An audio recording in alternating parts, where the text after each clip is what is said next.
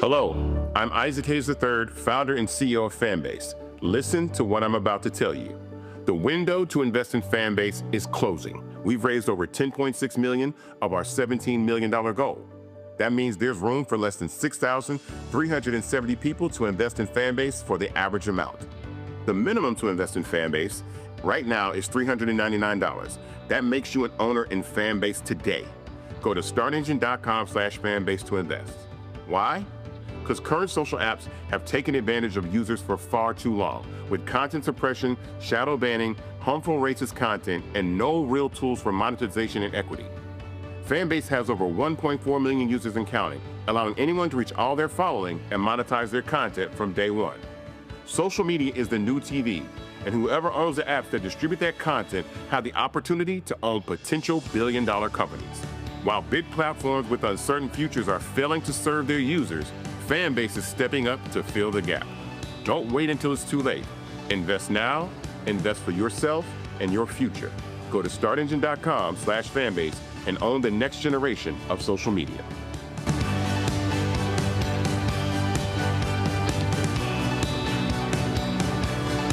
Folks, Black Star Network is here.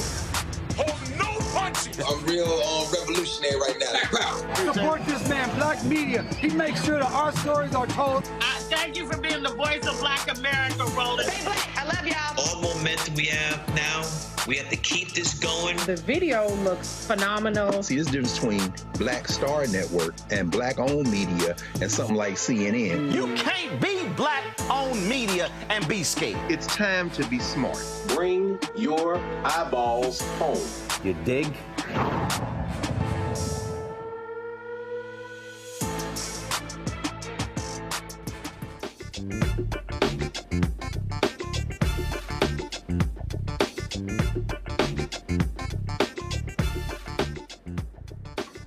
All right, it is Monday, May 19th, 2025, and I'm Candace Kelly sitting in for Roland Martin. Here is what's coming up on Roland Martin Unfiltered, streaming live on the Black Star Network. The Diddy trial just took a jaw-dropping turn. A former Danity Kane member hit the stand with explosive testimony about shocking abuse and threats. I was on the ground, and we have the latest with what happened inside of the courtroom. Voting rights are under attack.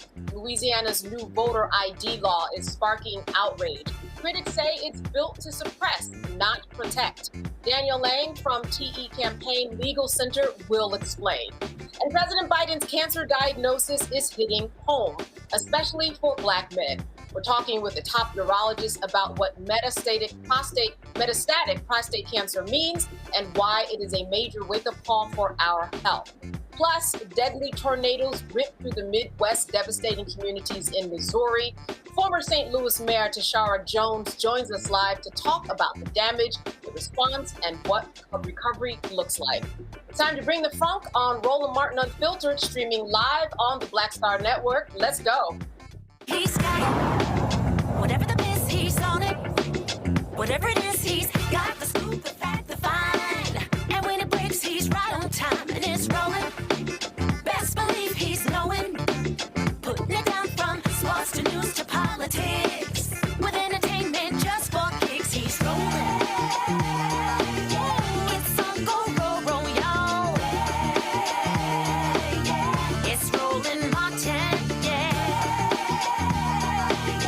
rolling with Roland now. He's funk, he's fresh, he's real, the best, you know he's Roland Martin now.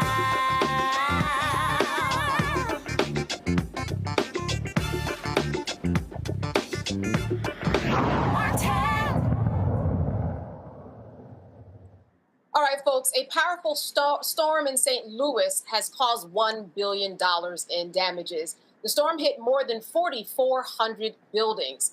At the height of the storm, over 100,000 residents lost power, 5 people have been confirmed dead, and dozens more were hospitalized with injuries. As of noon this past Sunday, some 36,000 customers were still without electricity. Despite 1,900 workers on the ground, restoring power has been a huge challenge, with nearly 300 power poles down. Joining us now is the former mayor of St. Louis, Missouri, Tishaura Jones. Thank you so much for being with us tonight. Thank you for having me. So can you describe a little bit about what's going on the ground right now? What does it look like to you when you hit the streets? Yes, so I have been out in community for the last 3 days since the storm hit. My neighborhood, it took a direct hit as well. I've been out without power up until last night, and there are still hundreds or thousands of people still without power. And what I have seen as I drive around the community and as I am helping people dig out of this horrendous storm is that we still need more help and that the need is vast. And so the city is doing its coordination with other departments regionally and nationally. And where I have chosen to focus my efforts as the former mayor of this city is trying to make sure that no one falls through the cracks and what are those gap services that we can provide. So I have been working with Action St. Louis on the ground as we do resource distribution, as we raise money to help people get through this, because we know that most of the storm hit majority Black and brown communities, actually majority Black communities. And a lot of those communities are not going to have the resources they need to recover after this tornado. So what are you expecting something in terms of what the president can do and those with the executive powers can do at this time? What is that looking like? Well, we had a tornado back in March, and President Trump still has not issued an emergency declaration from that. So, we don't expect him to act with urgency to issue an emergency declaration for this storm. So we have to mobilize and organize and make sure that we have our communities back. And that's exactly why why I'm coming on here tonight, to let people know how they can help the Black community in St. Louis recover from this deadly tornado. All right, let's talk about that a little bit more. What can people do? You said that that you already have a couple of thousand people on the ground. That is not enough. But what can people who are watching tonight do for your community?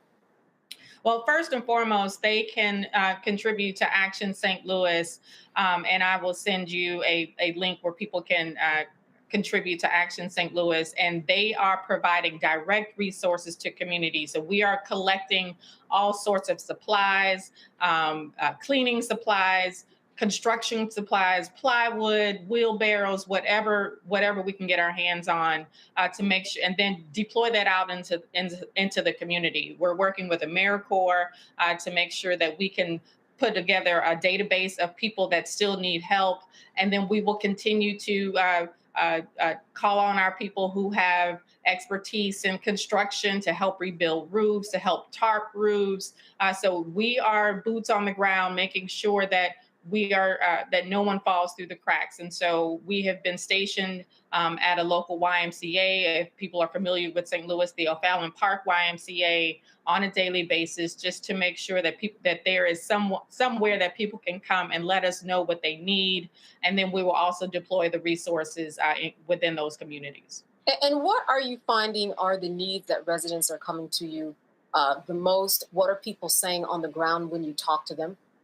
Well, a lot of people are still without power, and we realize that our utilities are working around the clock to restore power. The biggest need is repairs to homes, and what happens when you don't have access to power. So our seniors, our disabled, will also need housing as we continue, as we try to rebuild their apartments, their homes.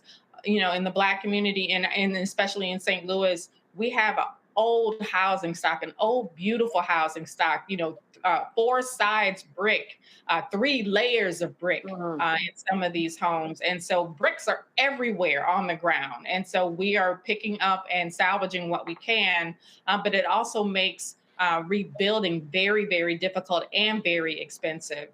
So we are trying to make sure that we can shore up the homes where we can. Again, there are other storms that are expected later on in the week. And so just making sure that people have what they need to ride this out. And then we'll also pivot to talk about other financial resources that we can raise money for to help them survive or recover from this storm.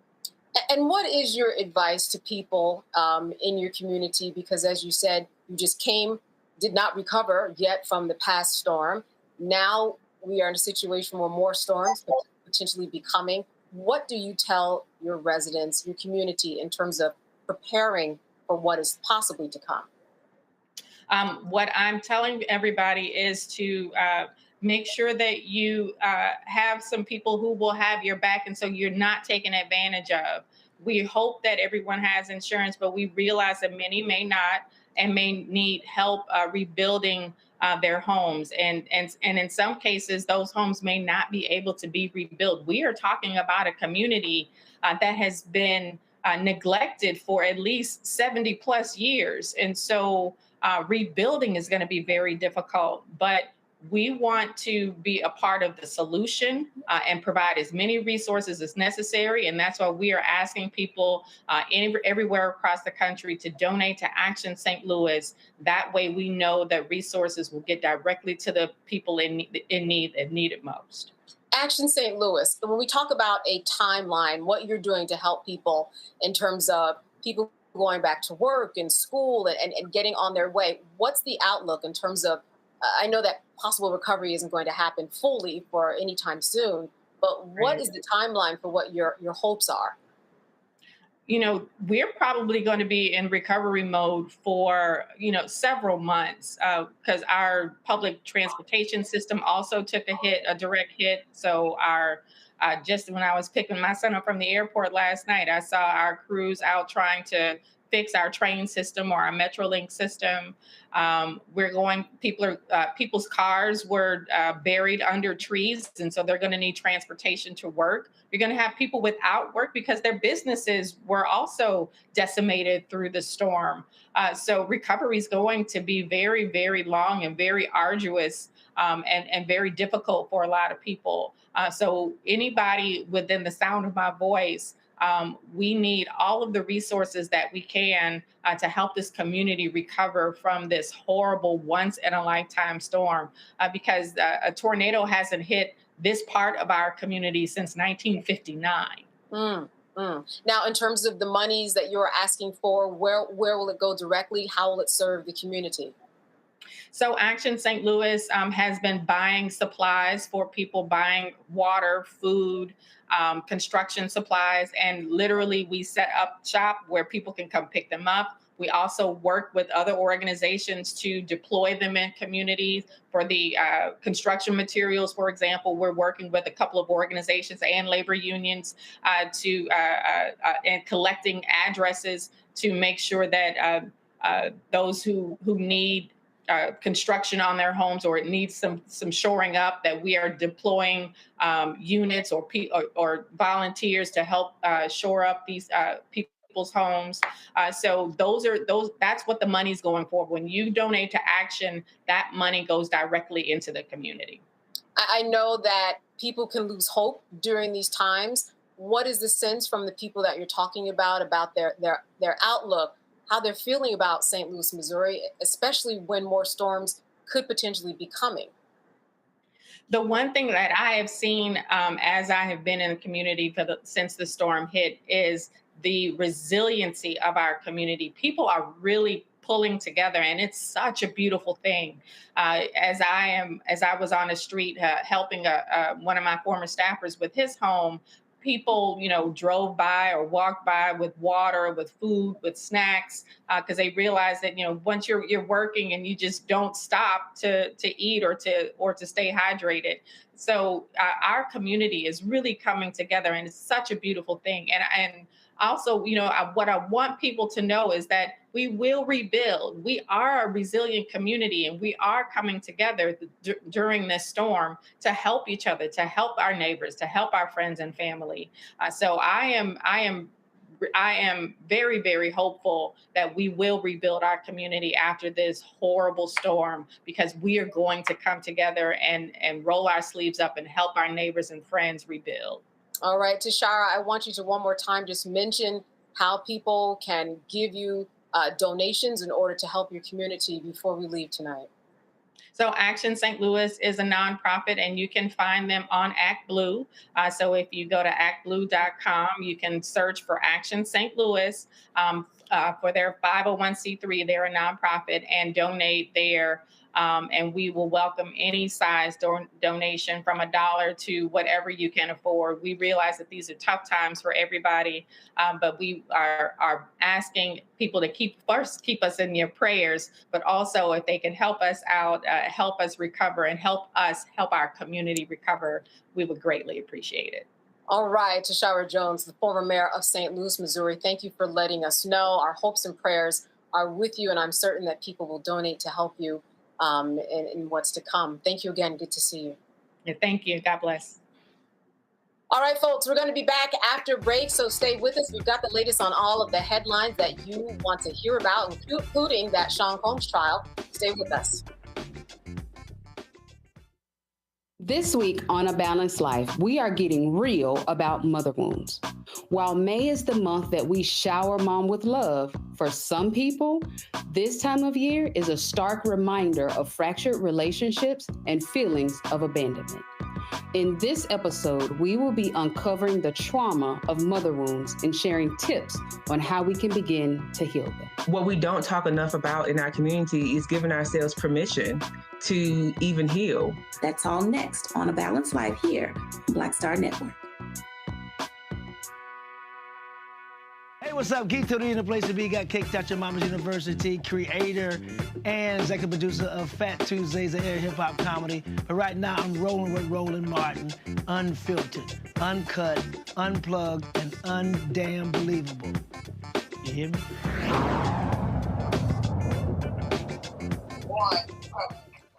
All right, I want to welcome our panel tonight. I am joined by Dr. Julianne Melvo, economist and president emerita of Bennett College and author of Surviving and Thriving, 365 Facts in Black Economic History. She's out of Washington, D.C. Also joining us tonight, former Georgia State Representative Renita Shannon out of Atlanta, Georgia. And finally, Dr. Omekongo Dibinga, senior professional lecturer in the School of International Service at American University and author of Lies About Black People, How to Combat Racism. He is out of Washington, D.C. I want to start with the good doctor. Dr. Dibinga, how are you doing tonight? I'm great. How are you? I am doing well. Listen, I just wanted to talk to you about these storms, your take on really what the president and his office should be doing at this time. It seems to me that he steps up in other places that need money, but some reason not St. Louis. Well, you know, whenever your citizens are struggling, just go bring some so-called farmers in from South Africa and set them up with housing and jobs and everything else that they need. I mean, this is disgraceful. During the last Trump administration, I remember listening to Black mayors across the country who said when Trump, in Atlanta, other places, when Trump was was president, we were on our own. And it seems like that's repeating itself right now. And one of the things I'm wondering also is with the firings that they're doing in places like NOAA and the like, they're getting rid of overnight forecasters and, where there's signs of a hurricane that were coming that were missed because of what they were doing with Elon Musk's department, that maybe some people could have got early warning signs and maybe evacuated and the like. So on some levels, their ignorance and budget cuts are making these storms worse. And then the people are not getting help on the other side of it. And it's also sad that, to be quite honest, like I've heard stories about the hurricanes and the like, but I haven't seen this on any other network. I haven't seen anyone talk about it in March except us. I haven't seen anyone talk about it in recent days in terms of the lack of assistance that these people are getting. People just talk about hurricane blew through town, certain people died, people have no power, and that's about it. And this is how the president gets over. We expect Trump to do what he does, but Trump has been known to bow when the pressure becomes strong enough. And if people aren't reporting on these things, then there can't be any pressure. And so people need to get this word out. We need to spread that website to help people get the funds. But this is going to be the case for the next 4 years. How do I know that? Because it was the case for the last 4 years. There's nobody coming to save us but us. It's tragic. More attention needs to be drawn to it. And his hands need to be forced in order to help serve our people. We can't just give up, but we have to call it out. Dr. Dubinga, you are so right. I spoke to a couple people today. I said, have you really heard about this storm? They said, no, I absolutely knew nothing about it, which is incredible because of the number of media outlets that we have that are out there, not traditional, but also online. Representative Shannon, I wanted to ask you this about the responsibility of the politicians to jump in here. I haven't heard a lot about that either. Yeah, sure. I mean, obviously, it's the responsibility of the elected officials to help lead folks through traumatic events and through events like this that really, rock the foundation of the residents that live in the places that have voted for them, their constituents, essentially. But this does, so that's kind of the role of the elected officials to speak up for their communities and say what their communities need. Even though she's the former mayor, Mayor Jones just told us what the community needs. She's still pretty much serving as an elected official, even though she's not currently in office. So she's doing what she needs to do. The folks who are currently active and elected need to be doing the same. But I would add the larger point is that this is really the place where the federal government really needs to step in with assistance. And so I would argue that Trump is not only just trying to screw black folks, he screws his own. Don't forget that Sarah Huckabee Sanders, governor of Arkansas, recently had to fight the Trump administration when her state needed help because of a climate disaster, and they were denied. So all of the cuts that you hear about, whether it's cutting the National Weather Service, whether it's saying that they're going to take down FEMA and cuts to FEMA, and all of these services that are that collectively support the country and everyone. And folks in different states, all of those services really, you don't realize how much these things really matter until you need them. It's almost like insurance. You don't care about that support until you need that support. Dr. Malveaux, I'm sure no surprise to you. He's taking FEMA apart, and FEMA would be the agency that would respond from this. So as Renita has said, you don't know what you need until you don't need it. People don't know that we need FEMA until FEMA is there. I was in Grenada over the weekend celebrating Malcolm X's mother. And I was with a brother, Mike Rogers, who's a big corporate deal in St. Louis. And he was spending most of his time, he's supposed to be with us, on the phone trying to figure out what was going on. And one of the things one of the other brothers said is, this isn't on the internet. Most of us get our news these days through, CNN, PBS, da-da-da. This is not a big deal for those people who choose to ignore it. So while I'm not holding all media responsible, I'm wondering where your lens goes and why. And why that lens does not go to predominantly Black communities. Renita's right. It's not that this is not a racial thing, but basically the lens shifts. How do you get some motley white South Africans who people are saying, well, they were discriminated against because someone tried to take their land? Well, where in the you know what did they get the land from? It's not, it wasn't their land. Right. And there you have it. You know, like you said, it is a problem bigger than we know. A lot of it does have to be do with the media because we just don't know what's going on. And our algorithms don't take us to these types of stories. I'm certain that a lot of people will donate to the cause. All right, the people, I want to move on. I want to talk about Sean Combs because today began the second week of testimony in the Sean Combs sex trafficking trial. Former Danity Kane member Dawn Richare was back on the stand facing defense attorneys who questioned her credibility, citing inconsistencies in her statements and her continued work with Combs after the alleged incident that she talked about. Richard sued Combs last year, accusing him of groping, assaulting, and imprisoning her and threatening her life when she defended Ventura. She also sued for unpaid wages. What also came out on Friday on Richard's first day of testifying was that Combs's lawyers filed to have her lawsuit dismissed. Finally, on the witness stand today was Cassie Ventura's former best friend, Carrie Morgan. She described instances of being allegedly abused by Combs. Dr. Malveaux, I want to start with you. I know your feelings about this trial. I know you say, listen, we've got a lot more important things to think about than this trial. But I think that there is some importance in terms of having eyes on the justice system, especially when people of color are involved. Yeah, I know that people have been in your ear, even if you haven't been following it yourself. What is your take so far on what you think is happening? Well, I think that Oma Congo called me on my stuff the last time we were here together because I said I don't care about it. And frankly, I still don't. What I care about is the misogynoir. I care about the fact that Black women are too often sidelined and Black men are too often excused. I would like to have 30 minutes, maybe even 10, with that man in a small room with an ugly stick. So I could just, knock him into next week. Ask him, I know your mama didn't raise you like this, boy. I know that you did, and anyway, neither here nor there.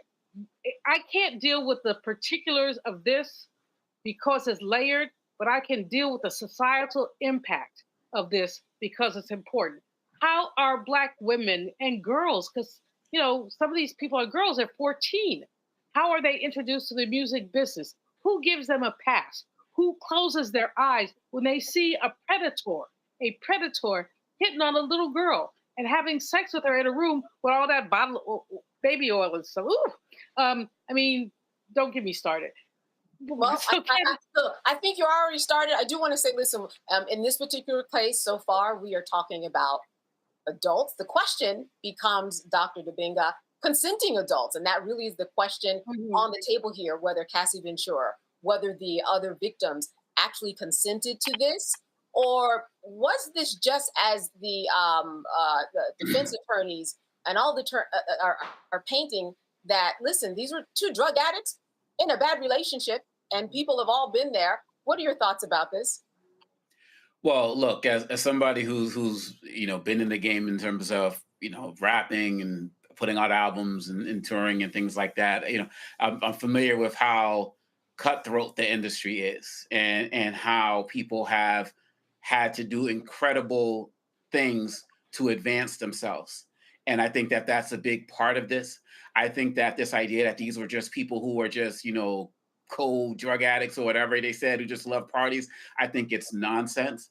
R. Kelly is an R&B figure, right? So Diddy is really the first person in hip hop to really suffer the consequences of the Me Too movement. Me Too movement skipped over rappers. And it really bothered me that a lot of these guys were not called to task like some of these other guys, the Weinsteins, the Bill Cosbys and all of that. This is a moment for us to really reflect. I personally, do not believe that Cassie and these guys are lying and making up stuff and just trying to get attention. I don't believe in any of that. I believe at the end of the day that Diddy has always been a violent person. I believe that this is a person who inside himself is a small person. And so has always had a need to dominate and control people. And he's not the only one in hip hop. We come out of a culture, particularly those of us who are part of that hip hop generation. If we go back and listen to the music, a lot of the stuff, a lot of it was about sex and relationships with underage people. You know, BBD, Do Me Baby, Backstage, Underage, Adolescent, how you doing? LL Cool J, Big Ol' Butt, I Was Down at the High School, whatever. Like, we came out of this culture. And a lot of us were too young to understand what was going on. We danced to it. Now we're older, we're parents, aunties, uncles, or whatever. And now we need to be part of the group that's going to hold our community accountable. So I'm hoping that it all comes out. I hope that there's not any particular glitches or whatever that leads to some form of mistrial, because this story needs to be told. And it's chilling hearing all of the stories, but at the same time, I'm glad that these stories are coming out so we can know so much of this behind the scenes stuff about the growth of hip hop that people just don't know about. Dr. Domingo, I want to stay with you for one moment, especially because you have been in the industry. In court, there were many emails where Cassie Ventura looks like she did want to participate. And I know that can be explained in many different ways. People get themselves in bad relationships and often do things for their partners they don't want to do. Does it extend to this for the normal average person? Probably not. But for her, this was the threshold. And of course, there were times where she said she was abused. I'm just wondering, if you were on that jury, would that make a difference to you that there were, in fact, some texts where she said, hey, I am ready for a freak off and I love you? Or she was doing drugs on her own, or she would call male escorts after they left on her own. All of that did come out from her own mouth. And I'm wondering just how you feel about, especially, again, being part of the industry. Well, look, people have to understand. I mean, look at the age difference between, Cassie and Diddy. Look at her career trajectory as it relates to their relationship. And I hope that the people who are prosecuting Diddy are doing a good job. I haven't watched every ounce of the trial, are doing a good job of helping people understand the pressures that a lot of these young women particularly go through to be part of the industry. And so my hope is that these people on the jury will look at the scale. My hope of what he did versus what she may have done afterwards. I hope that they will have people who are trauma and abuse experts who can speak about things like Stockholm Syndrome and how people may feel attached, to their captor. I'm somebody who's also worked internationally in the field of sex trafficking. And so I understand what it's like for somebody to feel like, and people say, well, she was a singer, she was famous. It doesn't matter. I know exactly, I've seen what it's like for people to feel like they have to be under the thumb of somebody, even when that person is not around. And so regardless of what she may have done here and there, there's a larger network of issues that she, as far as I can tell, was a victim to. And so I'm hoping that the jury can indeed see through that, but it's up to the prosecution to make sure that that is happening.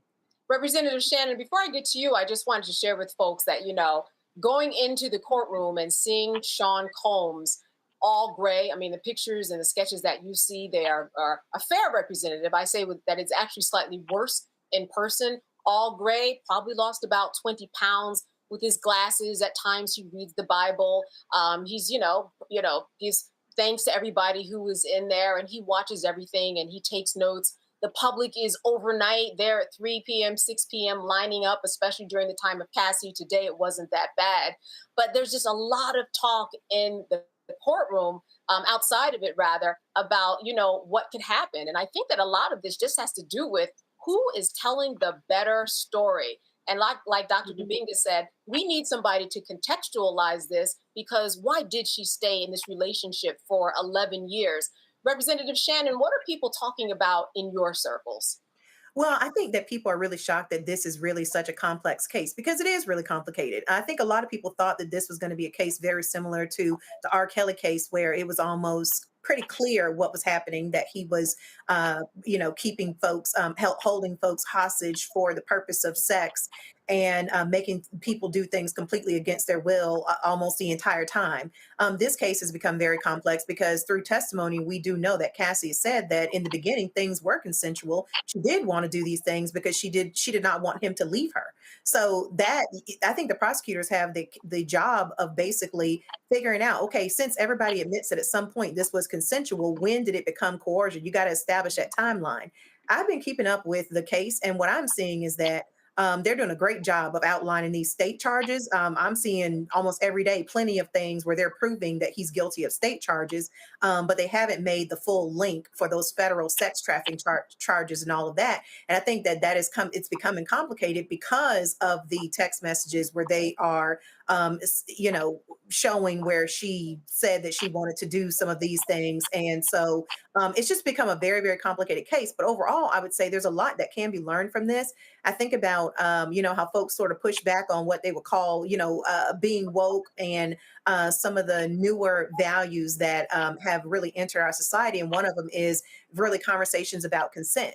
Folks will push back about, not that, consent is woke. It's like, well, consent is a thing that you understanding consent and how consent actually works is the thing that can keep you out of jail. And I think that Puff Daddy, he's seeing that right now, which is that what you may cast aside as just woke garbage or BS has nothing to do with you, is actually the thing that separates you and being in jail. Yeah. So I want to give a little insight. Today I was in court. Dawn Rashard, she took the stand. She was a former member of the band Danity Kane and was on the reality show Making the Band. I was very interested because she was a corroborating witness to say, hey, I did see Cassie be put in these dangerous situations where she was beat, she was struck, and she did make her point to some extent in terms of her being punched at a table in front of different employees and ushers, who was even out to dinner, being punched right there at the dinner table. But when Cross came, they really put a lot of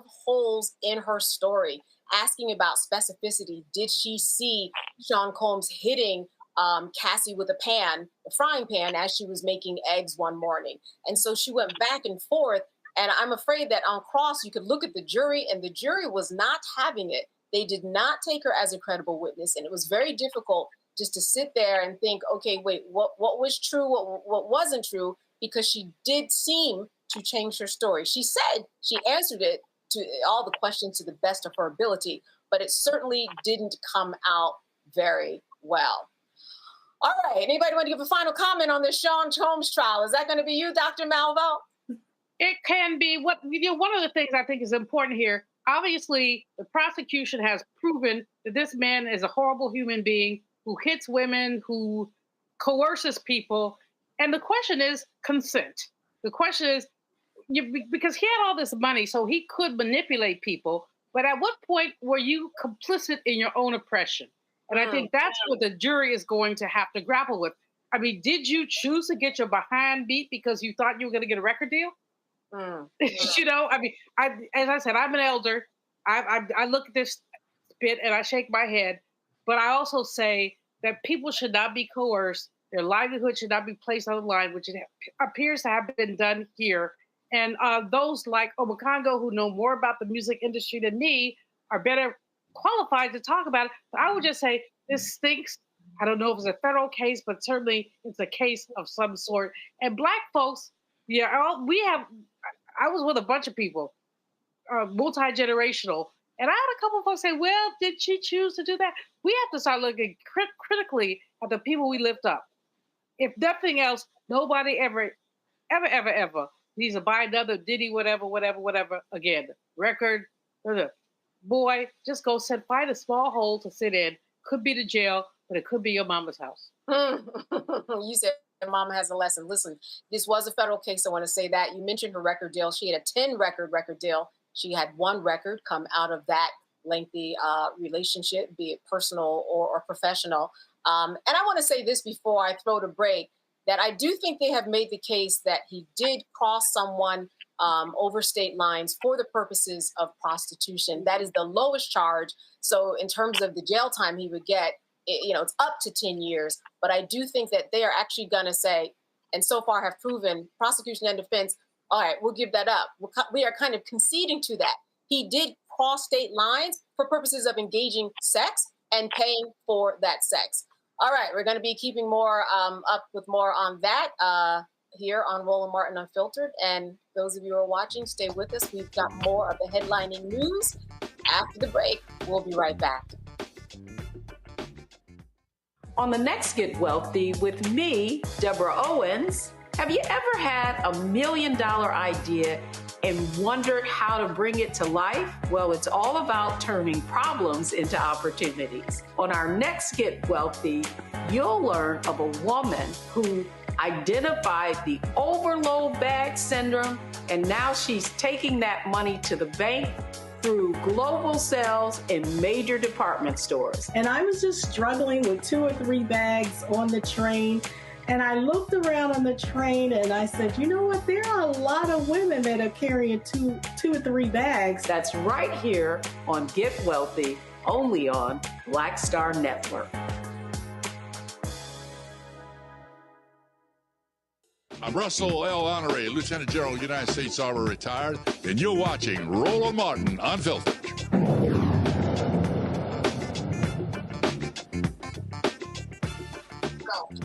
All right, Louisiana is at the center of a voting rights fight. A new lawsuit is taking aim at a controversial new state law, Senate Bill 436, that now requires proof of citizenship just to register to vote. We're talking about birth certificates, passports, other documents of proof, but the law doesn't clearly define what's acceptable or how voters are supposed to even submit it. Civil rights groups, including the NAACP and the League of Women Voters, say this is not just confusing, it's unconstitutional. They argue that the law creates unnecessary hurdles that will hit Black voters, low-income communities, students, and seniors the hardest. Joining us now is Danielle Lang. She's the Senior Director of Voting Rights at the Campaign Legal Center. Danielle, welcome to Roland Martin Unfiltered, and I want to start with this. What exactly makes this law so dangerous? Thank you so much for having me and taking time to talk about this important case. So you're absolutely right that Louisiana recently passed a law that says that you have to provide proof of citizenship when you register to vote.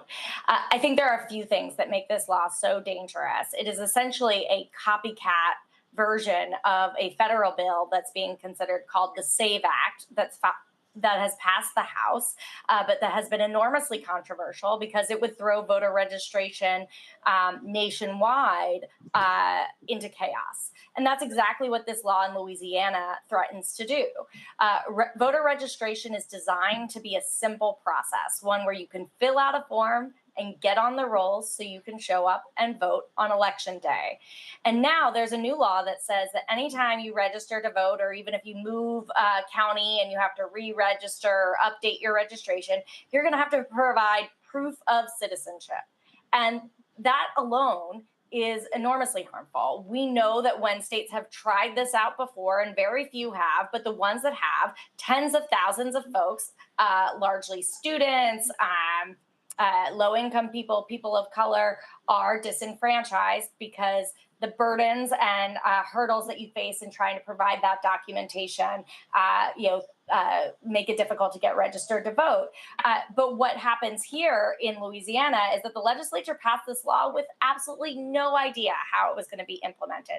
No rules about who is going to collect this, how they're going to collect it, what counts as proof of citizenship, whether or not a copy is acceptable. Do you have to submit it in person? Does this apply to online voter registration? Does it apply when you use the federal form? We just don't know. And that makes our clients in a very difficult position because they're trying to engage in voter registration drives. How can they do that under these circumstances? And let me just provide one example of how difficult it can be for proof of citizenship. For individual voters, especially when there are no definitions about what counts. So many married women, of course, change their name when they get married. And in order to provide proof of citizenship, your driver's license isn't going to be good enough because lots of people with immigration status other than citizenship can get driver's licenses. So you're going to need something more than a driver's license. You're going to need something like a birth certificate, likely, to provide proof of citizenship. Well, most married women, if they are if they've changed their name, their birth certificate name is obviously not going to match the name on the voter registration rolls or the name on their driver's license. So what is somebody in that circumstance supposed to do? This law makes it, impossible to know what someone like that is supposed to do. Not a well thought out law. What are your thoughts about, people don't understand that while many people we may know have their birth certificates, a lot of people just don't have them, or they were born in a time where they weren't keeping track of them, they didn't need them. If you're 90 years old and you're down and you live in Alabama, and this is someone who I know, they did not have their birth certificate. They had to find someone that knew them and had to go sign an affidavit to get the birth certificate to connect all of the dots. Some people don't even have birth certificates. That's absolutely true. So it was very common for elderly folks, especially Black elderly folks in the South, to not ever get issued a birth certificate in the first instance. But even outside of that population, think about all the people who don't have that easily accessible to them. Students are a perfect example, right? So if you're a student at LSU and you're trying to get registered to vote and you're on campus and there's a voter registration drive and you want to get registered, and then they say, oh, in order to get registered and vote, you actually have to provide your birth certificate. Most students that I've encountered in this work, their birth certificate is somewhere with their parents in some files, maybe somewhere else in the state, maybe outside of the state, and getting that in a timely fashion, getting access to copiers and scanners. This is not an easy task. Folks in Louisiana are no stranger to natural disasters. Folks lose their records in those natural disasters. Sometimes those records themselves are lost in the government offices that keep them. So there are many folks in many different circumstances that are going to have trouble providing this type of documentation. In fact, a recent study suggested that something on the order of 9 million Americans don't have this kind of documentation. Again, in Louisiana, we're not even sure what we're talking about here and what might count. And we've seen different definitions, right? So some states or some kind of the federal legislation talks about tribal IDs. Some draft legislation includes tribal IDs, some does not. So what's going to count is very unclear. There's been no guidance given by the Secretary of State. This law, my jaw nearly dropped when I read it because it's about 2 sentences long. So this is a law that's intended to kind of entirely disrupt how we do voter registration in Louisiana, turn it from a simple, fill out a form process into a kind of complicated DMV-esque, documentation policy. And yet there's nothing to the text of the law. It seems to have been, barely thought through. All right, before I go to my panel, one more question about this very vague law. What is your center going to be doing in terms of next steps in order to combat this? Yeah, so we represent, as you mentioned, the League of Women Voters, Power Coalition for Equity and Justice, the NAACP, and VOTE, the Voice of the Experienced in Louisiana. And we're working with Southern Poverty Law Center and Lawyers Committee on this litigation. And so we've filed the complaint. It's now on the state to kind of respond and explain itself, and especially explain how they're planning to implement this vague law. But we're planning on following through on all of our legal claims, both constitutional claims, but also claims under the very important National Voter Registration Act, which the Supreme Court has already said that law means that Louisiana has to accept what's called the federal form, which is a national voter registration form that does not require documentary proof of citizenship. All right, Dr. Malveaux, your question for Danielle. Lifted up the students, but I think it's also important to lift up the elders. My mom died when she was 93. She was from Mississippi. We had to get her birth certificate for something. Her name was spelled wrong.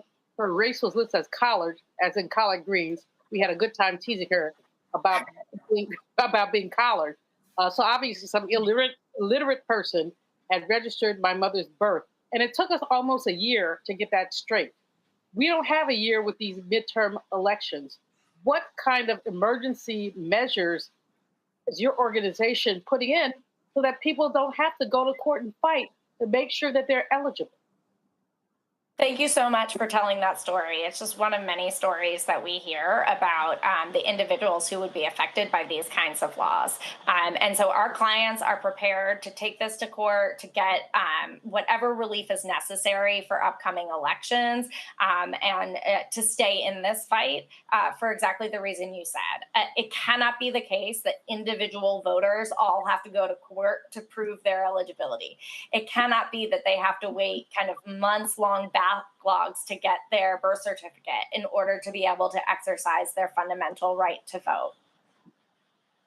All right, Dr. Dibinga, a question for Danielle. Thank you so much, Danielle, for your work and your advocacy. My question is, what are you hearing from people who may be more on the MAGA sides of things, on the Mike Johnson side of things? Is this an area of information where they're not even getting, or are they receiving it and not caring because they feel like they'll be okay? Or are they starting to move towards your coalition as well to make sure that this is something that does not affect them? Yeah, thank you so much for the question. I do think that there's a lot of misinformation out there. I think that, a big concern for myself and my organization is that the Americans don't know a lot about all the safeguards we already have in our election system. And so when we have folks who should be in positions of trust kind of undermining trust in elections, it's natural that some Americans might wonder about what changes do we need to make to our elections. But the fact is, I have the opportunity to work really closely with election officials all the time and know the really complex processes that already go into securing our elections. When you register to vote, you provide an identity number. That identity, a social security number or driver's license number, that's often matched up against a database to show that you are who you say you are, and that you are, that I am Danielle Lang from Philadelphia, Pennsylvania, and that matches other databases. And I also have to affirm my citizenship. And we know that these systems and safeguards are working really well. One thing I am hearing, though, from the American public on, for example, the SAVE legislation at the federal level is that ordinary Americans might have first heard a suggestion of, proof of citizenship and say, that might be a good idea. And then they hear the details and they hear about how this might affect people they know, married women, elders, students, their children. And they say, hey, that doesn't really make any sense. We haven't been doing that. And why are these elected officials trying to upend the system by which we access our elections? And I think that there has really been popular support for this idea that we should not be making it harder to vote. We should be making voting more accessible. And there are lots of ways that we can modernize our election systems, make them work better, and make them work better for voters. And those are the types of solutions that voters want to see, I think, of all political stripes. All right, Representative Shannon. Yes, well, thank you for your work. I actually served 6 years in the Georgia House of Representatives, and I served on the Governmental Affairs Committee, which dealt with election law. So we would see plenty of these bills come up that were just meant to be voter suppression bills that were sort of trying to lead people to believe that they were just trying to increase election integrity, but they were really just attempts to suppress the vote. Hearing what you're saying about this bill, I mean, I could say I'm surprised, but I'm not. This sounds particularly egregious, especially with it just being 2 sentences in the bill. Makes me kind of wonder if this bill is an attempt to pass it at the state level, see what hurdles it goes through in reference to court fights so that they can really game out the fight at the federal level to pass the SAVE Act, because we do see that a lot of times. So is that something that you all have thought about as you take on this lawsuit? And obviously, I don't know how the Louisiana courts work, but do you have any indication of when may be your first time that you may go to court over this, or what the court fight might look like? Yeah, thank you so much for the question. So what I'll say is that this Louisiana bill is definitely not a standalone matter, right? I have been working on issues around this new form of obstacles to voter registration for some time. I've been working on the issue in Arizona. We saw Kansas try this before. So we know this is coming from a playbook. It's coming from a kind of known playbook. It's also coming from a playbook that's already lost in court, and yet they're trying it again. And so it is definitely part of this broader strategy. And we saw a number of other states still considering these types of bills right now in their state houses. And I think there's this kind of ecosystem between the federal legislation and state legislation. Some of it might be the state legislation feeding the federal, but it's also, by the House passing the SAVE Act, they're sending a message to state legislatures, hey, you should do this thing, even if we can't get it passed in the Senate, you should go about this at your state level. And so we're definitely thinking about this as part of a broader strategy to make it harder to vote and to make access to vote more difficult. As far as the kind of the timeline for the lawsuit, I think it's too early to tell. Like I said, in the ordinary course, after you file a complaint, the next move is kind of for the state to respond, and we'll be looking to them to do that, and looking at all of our options for the right timeline for this case. And Danielle, before we go, I want to ask you, how can people get involved in your organization, especially down in Louisiana, to fight this good fight to make sure that this voter suppression does not happen? Yeah, you can visit our website at campaignlegal.org and learn about this case and also all the other cases we have fighting for the freedom to vote across the South and across the United States. We have a very important lawsuit against an executive order issued by President Trump trying to upend various parts of our election system, including touching on this issue of documentary proof of citizenship. And I'd also encourage folks to look at the websites of our clients as well that are doing the really important on-the-ground work in Louisiana. All right, a very big law, so I'm sure more to come out of that. Danielle, thank you so much for being with us tonight. Thank you to all of you for the great questions. Thank you. All right, stay with us here on Roland Martin Unfiltered, live on the Black Star Network. We've got more headlines for you coming up right after the break.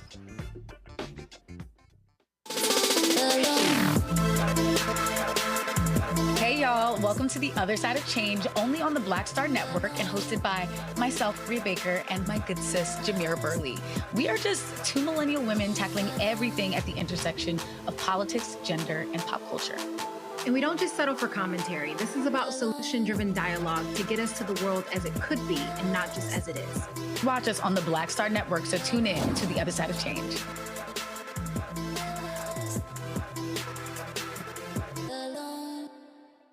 Next on The Black Table with me, Greg Carr.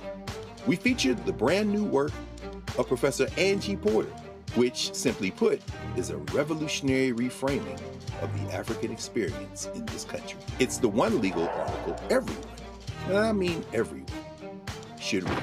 Professor Porter and Dr. Valencia Watkins, our legal roundtable team, join us to explore the paper that I guarantee is going to prompt a major aha moment in our culture. You crystallize it by saying, who are we to other people? Who are African people to others? Governance is our thing. Who are we to each other? The structures we create for ourselves, how we order the universe as African people. That's next on The Black Table, here on the Black Star Network.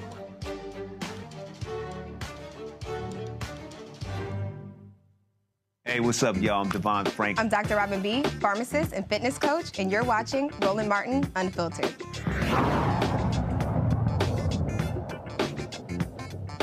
All right, Texas Congressman Al Green is trying to stop Trump, like a lot of other people, right? The longtime Democrat is once again calling for President Trump to be impeached. He filed new articles this week saying that flat out, Trump is unfit to occupy the Oval Office. You might remember, Green made headlines earlier this year when he was kicked out of Trump's State of the Union. The congressman says Trump's behavior is authoritarian and dangerous, accusing him of ignoring court rulings, disrespecting the separation of powers, and acting like the rules don't apply. He is waiting for a full-blown crisis. His words, tanks rolling down the streets are not an option. Now, not everyone is on board, all right? But Green was recently censured by the House. Even some Democrats voted against him. But he says he would do it all again.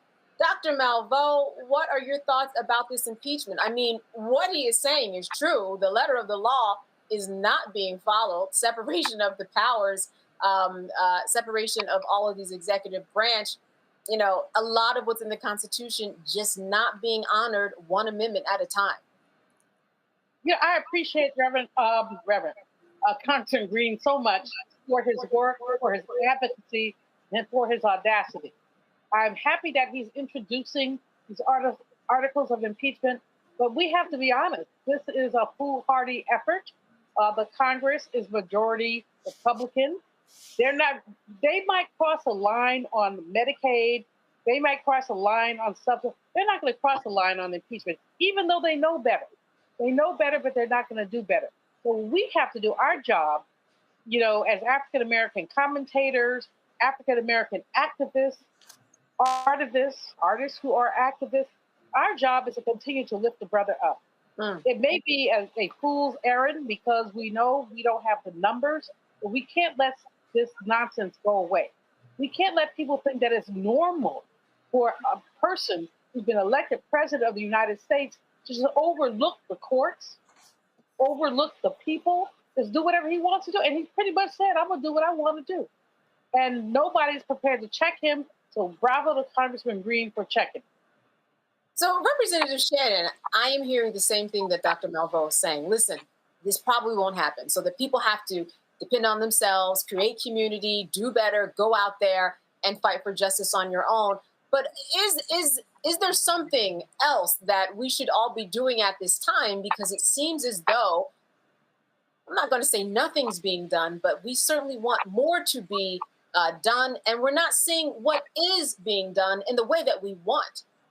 Sure. So there is a lot that can be done. I mean, I think you're right that, and Dr. Malveaux sort of said this too, which is that Congressman Green is taking the right approach. What kind of frustrates me is that too often Black seniors in particular who have the lived life experience to know when something is about to get bad usually get cast aside as people who are blowing things up and not to be listened to, when that's just really not the case. He's absolutely right in what he filed in these papers, particularly the point where he hones in about that we're not far from seeing tanks coming down the street. He's right. I was talking in an interview last week about how the new executive order that Trump signed, basically, it says, and this is not a summary, these are the words in the executive order, it's calling for aggressive policing of communities. It's calling for lawyers who work for the government to do pro bono work, which means represent for free cops who have been charged with misconduct. Talks about jailing more elected officials who basically disagree with Trump, even including those who want to move forward with DEI. So this isn't, so he's, Congressman Green is not blowing anything out of proportion. This is like really what is in front of us. I would say what people can do is, because we see that Democrats have too often sort of sat back and said, oh, everybody's blowing things out of proportion, it's not that bad. What everybody can do is reach out to their elected official to say, listen, I want you to take this seriously and you need to be following Congressman Green's lead. That is the thing that's going to make a difference, because at the end of the day, elected officials worry about getting reelected, and many of them, particularly when they don't come from an activist background, are going to see to wherever the most pressure is from.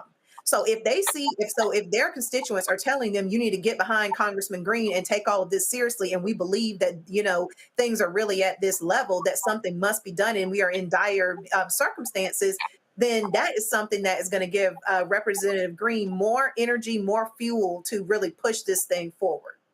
Dr. Dibinga, how does the sound of impeachment strike you? It sounds great. Sounds great, very, but in terms of the real application of it, how does it really sit with you? Well, it's not going to happen, but the fact of the matter is today's the 100th birthday of Malcolm X, and this is a man who brought a case to the United Nations to argue for the rights of Black people in America. I mean, he helped globalize the plight of our people and connected us with an international community of people. Did he believe in his heart that he was going to go to this trial and he was going to win and that everything was going to change? Probably not, but the effort matters, which is why we still celebrate him today.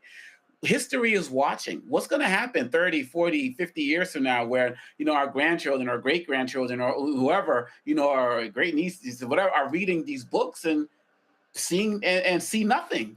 See no impeachment efforts were made. No new voting efforts were made. I believe, honestly, that what's going to happen is that he's going to keep overstepping. And at the very least, more Democrats are going to join, even if it's not a lot, more are going to join what he's doing. And by the time we come to the midterms, there'll probably be a larger groundswell of people calling for impeachment, even though it still won't happen under these Republicans. But this is the time for Democrats to show spine. This is for them to show, backbone. So many of them are just focusing so much on their local communities, which I get it. All politics is local, but there are real things that are happening in this country, and he's only expanding his dictatorial mentality even more. People have to stand up. People have to speak up. And at the end of the day, I'd be calling them out if they didn't say something. So I applaud him for doing that, and he needs to continue to do that so people can follow his example. Representative Shannon, can we talk about the separation of powers for one moment? I mean, this is why we have the Constitution, but you get a Supreme Court ruling 9-0, it's ignored. How, in your estimation, do you think that is happening? And is there anything that you think might be going on behind closed doors maybe we don't know about, out here on these streets that's going on? Maybe something's being worked on that maybe we don't know about in order to stop this, because this is just unprecedented all around. Right. So, one other comment on Representative Green, people can't disregard him. He was the one, he doesn't get enough credit for it, but he was the one who laid the foundation for impeachment the first time Trump served, and he did get impeached. He got impeached twice. And it was Representative Green who was the first person to realize the harm and say to everybody, I'm filing impeachment papers. So I wouldn't just chalk it up to, oh, this can't happen. It's a drumbeat that you have to beat. It's a conversation that you have to keep rolling, that you get more and more people to understand why you're saying what you're saying as it relates to impeachment. And, more folks than what you thought may jump on. Trump's already having problems with Republicans who are breaking ranks, even over trying to pass this budget bill. That was a fight. The first time that they tried to do it, they couldn't even get it done. Then they did get it done the second time, but hasn't cleared the Senate. So to answer your second question, I think with the separation of powers and him just ignoring the Constitution, this is literally what is the difference between having a democracy and having a dictatorship. It's very dangerous because I tell people this all the time. When you have a set of rules that people, and we know that things are not fair. There are many things, take the justice system, for example, especially as it relates to Black folks. The rules are not often followed. But when you have somebody who is president who is completely saying, I don't follow any of the rules, I am the final say so, the courts don't matter and nothing else matters, which is essentially what he's doing when he just decides to ignore court orders. What you have is, if you don't have a system that people are willing to adhere to make decisions as a society, you know what comes next? Making decisions by whoever has the most force in the streets. So I think that the issue here, and this is why Representative Green is waving the flag now to say, listen, something needs to be done, is that you don't want to wait until you have, decisions being made by force in the streets, because that is what breaks apart countries. So we don't need to wait to that point. Democrats don't need to wait to that point before they feel some urgency to do something. Now is the time to be having conversations with constituents. Now is the time for constituents to be having conversations with their elected officials, and for Democrats to be publicly getting behind Representative Green and talking about how we're in such a dangerous place. Because you may think only Democrats listen to those who are in elected office if a Democrat is speaking, but it's not true. I mean, people, even we have to listen to people that we don't agree with all day long. And sometimes people realize what you may think is a broken clock is right twice a day. You got that right. Dr. Dubinga, I want to close this segment out with you. Listen, before the president was elected, I think that there were some things, that we've been seeing, we could go through the gamut, that people thought would never happen. And I'm wondering, your estimation, what are some things to come that you think could possibly happen in terms of the extreme that people need to open their eyes about and not think, oh, that just happens in some science fiction movie? Yeah, I mean, people have to be mindful of the fact that we are living in a dictatorship now. And the fact of the matter is, dictatorships across the globe, they never had everybody under the thumb of the leader. It was the people who were the dissenters. There were people who were walking around just fine in Nazi Germany, who were walking around fine in Rwanda and Congo and other places around the world. They're unaffected. But people have to understand that it's just a matter of time before it comes to you. So what I can envision happening when Representative Shannon was talking about that police order earlier, the language that he was using in there was to unleash them, right? To set them loose. And so you also see that the DNI, Gabby Tulsi Gabbard, that she's trying to have her team rework intelligence reports to get them to say what they want to say. Because once you can put out an intelligence report that's saying we're under threat, we're under invasion from any group, all the gloves are off. I mean, he's actually looking at putting out executive orders that can target nonprofits and call them terrorists. So like the Boys and Girls Club could be labeled a terrorist organization. And again, once the language is there, anything becomes possible. So I envision detention. We're already seeing that of American citizens. I'm seeing people getting expelled from their communities, from their homes. We're seeing these things happening already on a small scale. They're just going to be enlarged. And so really at the end of the day, people are going to have their incomes, targeted because he controls the IRS. Like everything that happens overseas can happen. And here's the last point I'll say. Candace, is that Trump is doing all of this and he has not fired a single shot yet. People need to be careful because when he's doing all of this now and what's happening with abductions and things of immigrants and the like, it is violent, don't get me wrong, but the bullets haven't started flying yet. And he's just setting and prime tuning it up for those things to start happening as well. People should not be surprised if we start seeing blood in the streets defying this man. All right. Certainly something that we're going to be keeping up with here on Roland Martin Unfiltered. You are watching Roland Martin Unfiltered here on the Black Star Network. Stay with us. This week on A Balanced Life, we are getting real about mother wounds. While May is the month that we shower mom with love, for some people, this time of year is a stark reminder of fractured relationships and feelings of abandonment. In this episode, we will be uncovering the trauma of mother wounds and sharing tips on how we can begin to heal them. What we don't talk enough about in our community is giving ourselves permission to even heal. That's all next on A Balanced Life here, Black Star Network.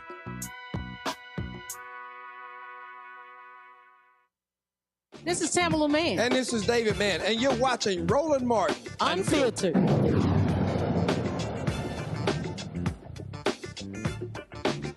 All right, now a look at President Biden's deeply personal announcement. He is battling metastatic prostate cancer, a serious diagnosis that means the cancer has spread beyond the prostate. This is the kind of news that stops you in your tracks, not because he's the president, but because so many of us know this fight all too well.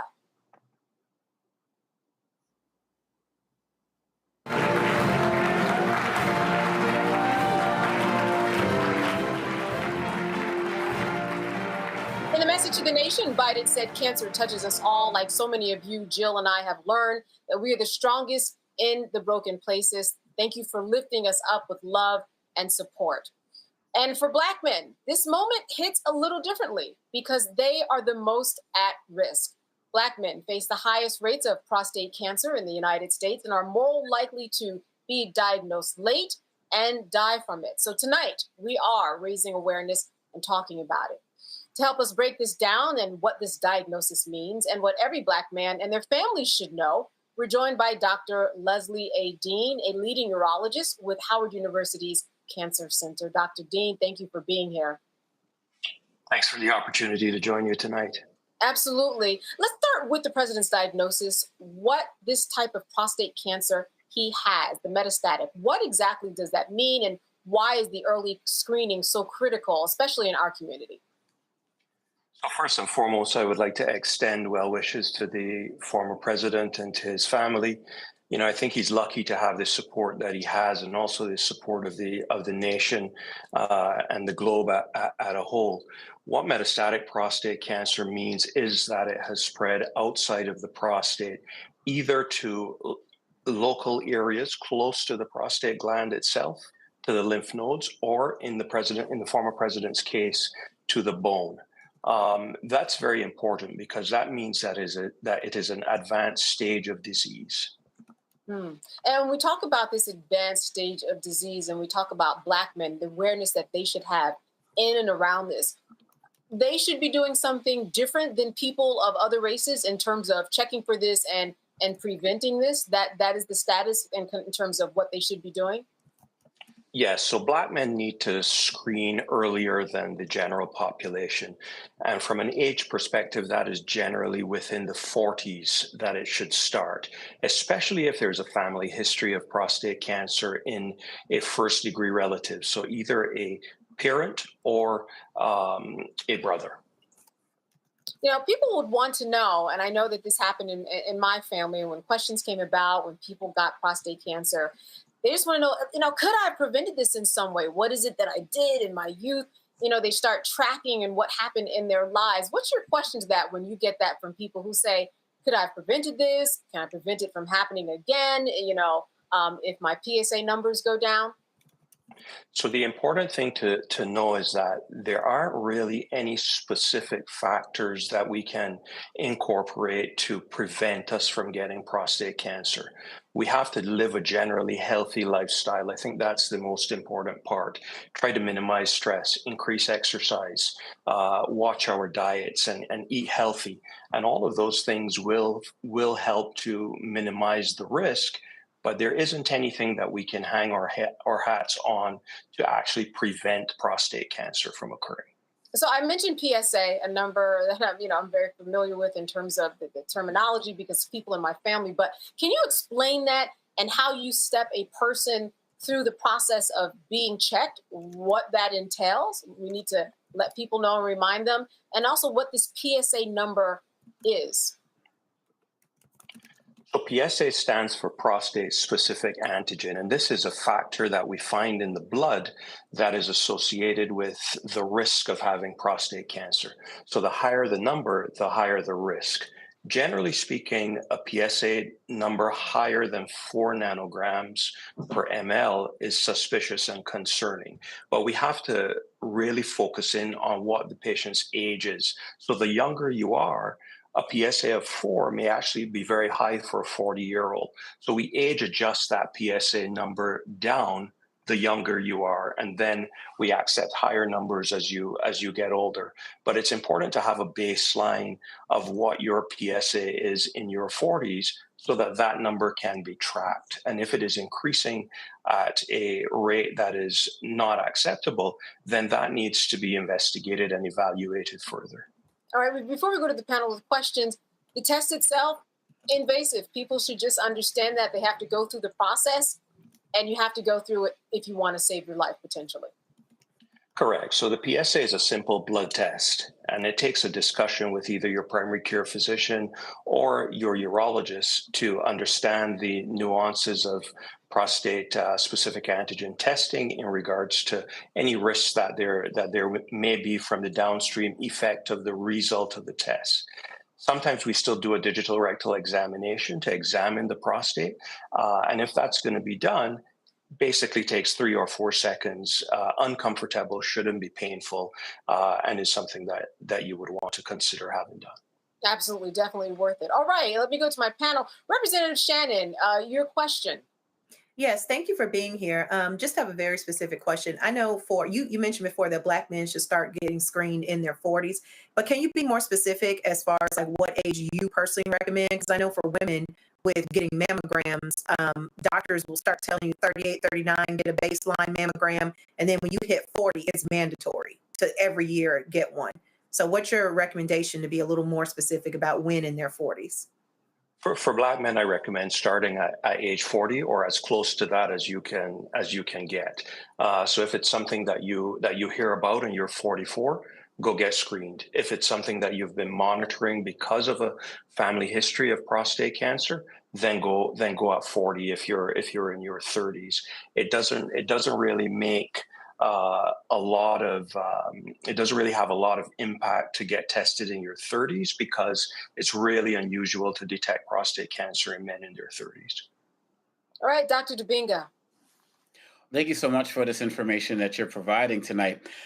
One of the things I've heard possibly about President Biden was that because of his age, it is also possible that the doctors chose not to do a test because of whatever reasons, medical reasons I can't understand. My question is, we talk about the ages that people should start, But what about older men who are out there who may feel like, oh, I haven't had any screenings. I've been fine all of my life. Now I'm 67, 71. I don't really need to do this. Is this something that you should continually be doing yearly, basically for the rest of your life after the age of 40?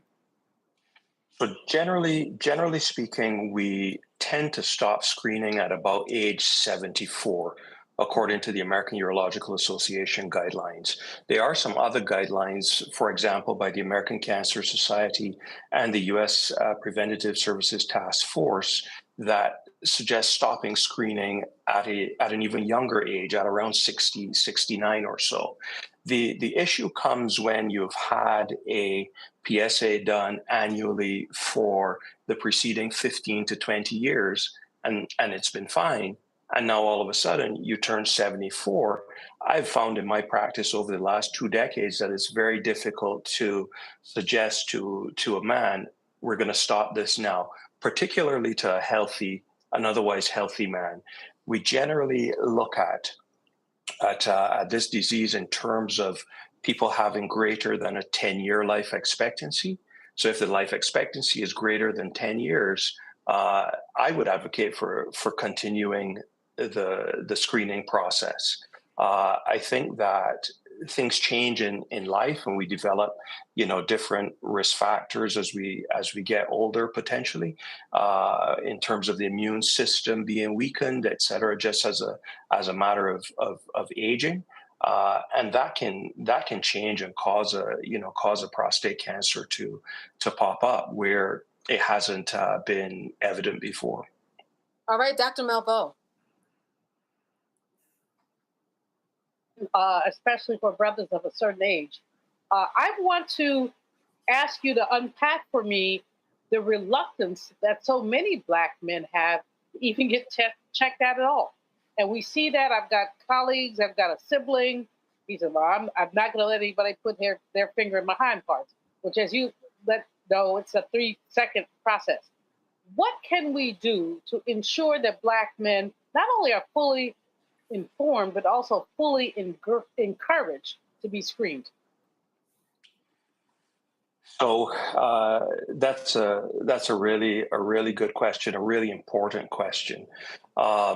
You're right that Black men in particular have been reluctant to have rectal examinations.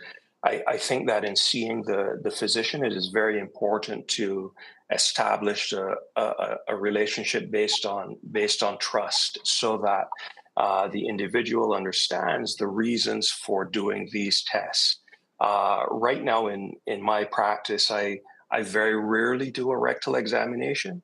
I tend to do an MRI first. I tend to do the blood test first, followed by an MRI, because I think we can get a lot more information based on more advanced testing. There are many things that imaging is going to see in the prostate gland that's just in a location that I can't feel.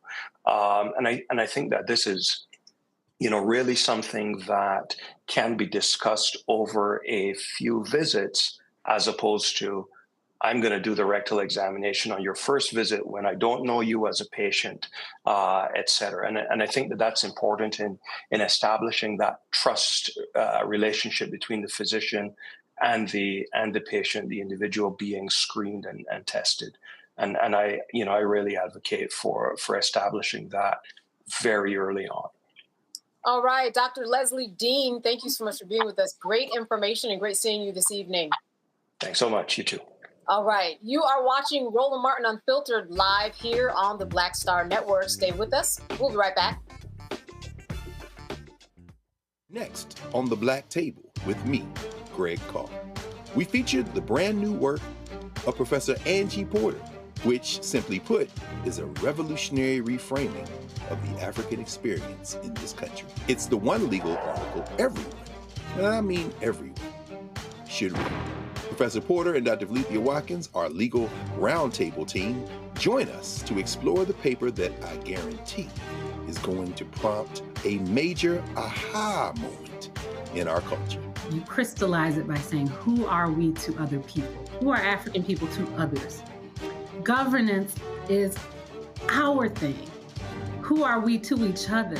the structures we create for ourselves, how we order the universe as African people. That's next on the Black Table, here on the Black Star Network.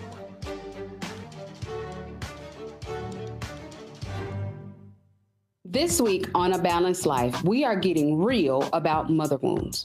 While May is the month that we shower mom with love, for some people, this time of year is a stark reminder of fractured relationships and feelings of abandonment.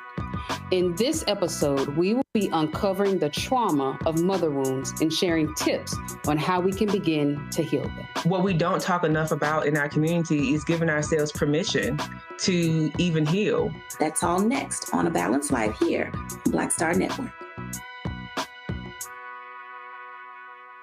How you doing? My name is Mark Carey, and you're watching Roland Martin, unfiltered, deep into it, like pasteurized milk without the 2%. We getting deep. You want to turn that shit off? We're doing an interview, motherfucker.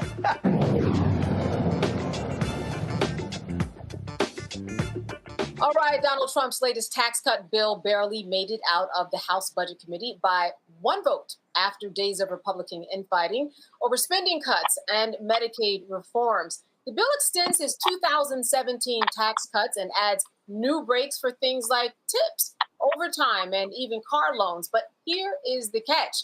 It could gut Medicaid, slash food assistance, and blow a $5 trillion hole in the national debt over the next decade. Some Republicans want even deeper cuts to social programs, while others are nervous about hurting vulnerable communities.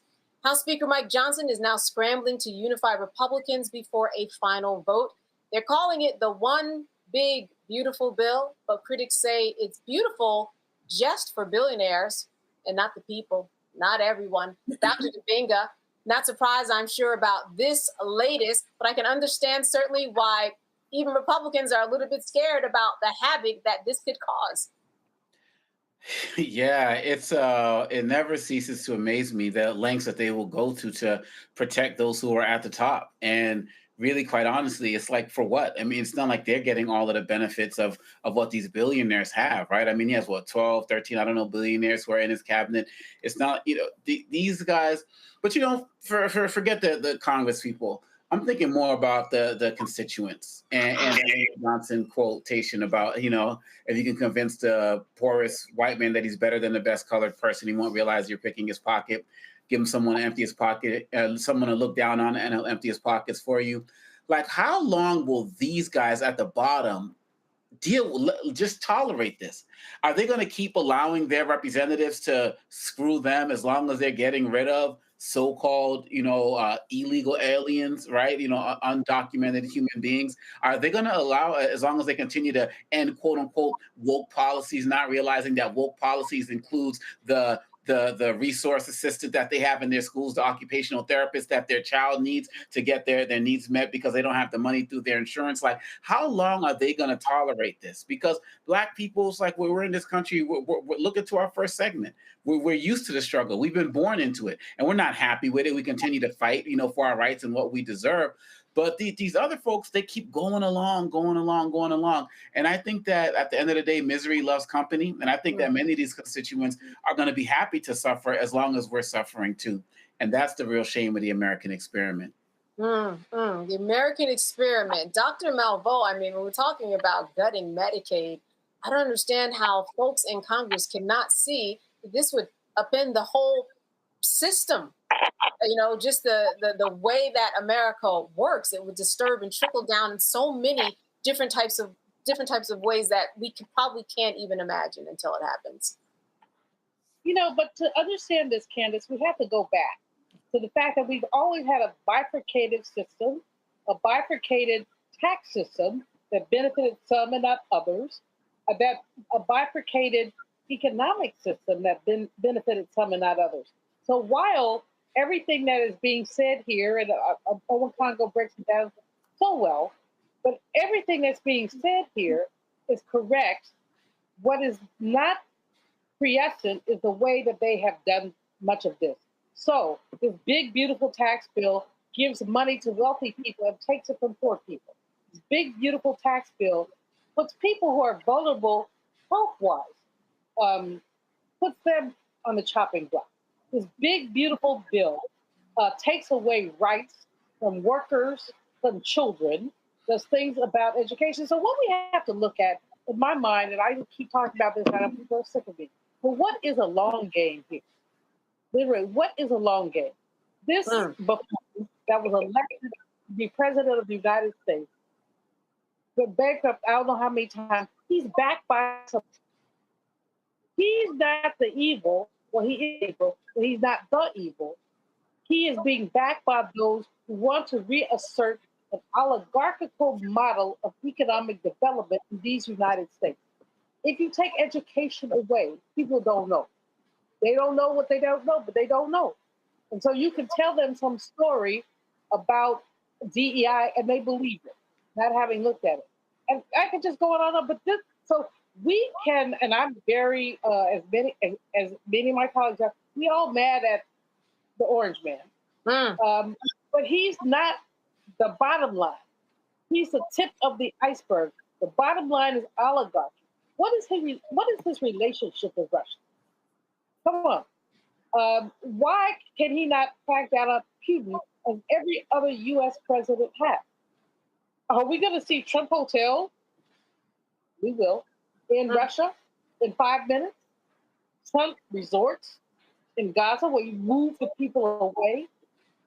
Again, I don't mean to sound like a paranoid lunatic, but I do need to say, let's take a look at the big picture. This so-called big, beautiful tax bill as a continuation of a way to deal with predatory capitalism, to extract surplus value from working people, many of whom are us. You know, Representative Shannon, I was speaking to someone today and we were talking about this. And how ultimately, when you touch Medicaid, when you touch food assistance, when you touch programs that help people of color, you really ultimately break down families at the end of the day. You can't really have a strong base when you have families that, because of the system, it prevents them from having things like food and having good health care. So all of it just kind of builds upon one another, and eventually families get broken, which is the crux of how we live and exist in this world in terms of how we get started. Yeah, but I think the thing that's so dangerous about this bill that people need to understand is when you, let's just take the cuts for Medicaid, for example. When you hear about Medicaid being cut, a lot of people tend to think that it is just people who are on Medicaid that will be affected. And you think that these cuts are only going to affect low-income people. That's not true. Medicaid, people don't realize it, but their average community hospital, basically, not even say community hospital, just hospital, because let's just keep the language plain. The hospitals that you see basically can only exist a lot of times because of Medicaid, because it gets dollars from the state that get matched at the federal level. And so what that means is that your local hospital that you see, if you were to get in a car accident or something, is literally only surviving because of Medicaid, and they don't get enough dollars already. There have been, at least for the last decade or so, many reports about how many hospitals are on the brink of going out of business because of Medicaid, can't keep their doors open because they're not getting enough money, not getting enough Medicaid funds to cover all of their expenses. And so when you're looking at a bill like this is something that will not only affect the people who are the most vulnerable, but it will affect every single one of us on this panel. It will even affect Congress people. Because at the end of the day, unless you have some emergency medical team ready to go at your beck and call when something happens to you, a personal concierge team, you would likely need to go to a hospital. So it's really not even about just folks who are on Medicaid. This affects all of us because hospitals serve entire communities. They serve all of us, and including the members of Congress. So that's why, there was so much contention about this bill, because the members who voted on it know and understand that when you touch Medicaid, you're touching a lot more than what people think when they hear about Medicaid, which is just poor people or low income people or people who are on Medicaid. That's not even the whole game. It's not. And Representative, I have one question, and this is just for you. What is it that people do behind closed doors to get past this, find common ground, meeting of the minds, to move past something like this that would be so destructive in the world of politics? How do you make that happen? I think that it really will come down to people reaching out to their elected officials. And I know everybody's tired of hearing about reaching out to your elected officials, but but listen to this point.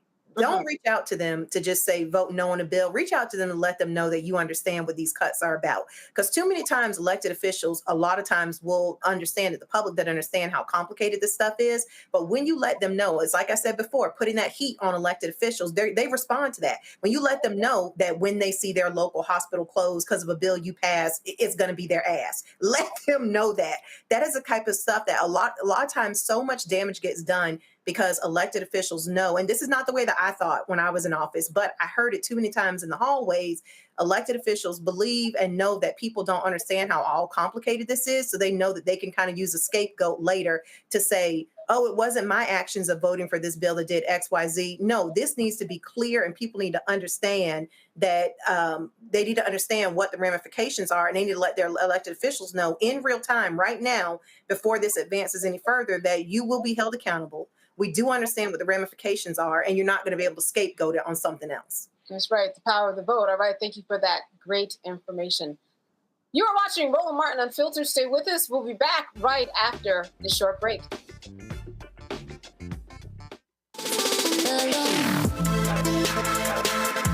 Hey y'all, welcome to The Other Side of Change, only on the Black Star Network and hosted by myself, Rhea Baker, and my good sis, Jamira Burley. We are just two millennial women tackling everything at the intersection of politics, gender, and pop culture. And we don't just settle for commentary. This is about solution-driven dialogue to get us to the world as it could be and not just as it is. Watch us on the Black Star Network, so tune in to The Other Side of Change.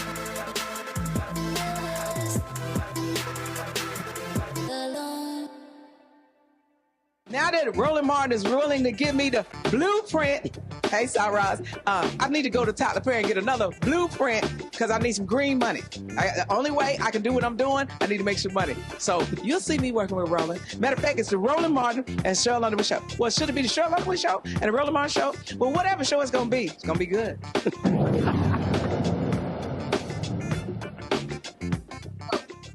All right, let's go to the world of the Supreme Court. The Supreme Court has allowed the Trump administration to revoke legal protections for 350,000 Venezuelans, potentially making them vulnerable to deportation.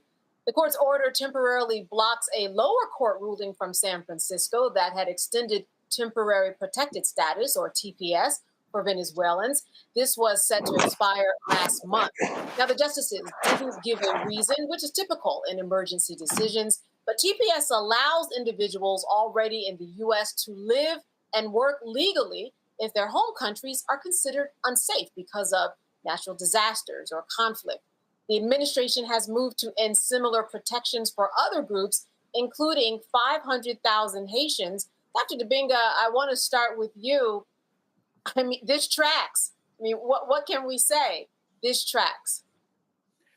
We can say that this is just the beginning. We can say that all of the Black folks in this country who had no problems watching some of these people getting snatched off the street and kicked out, the Kilmar Abrego Garcias of the world, when they start removing protective status of other groups, like we talked about with Haitians here. Hey, anybody on this panel can be a Haitian. It can be a Haitian as far as ICE is concerned.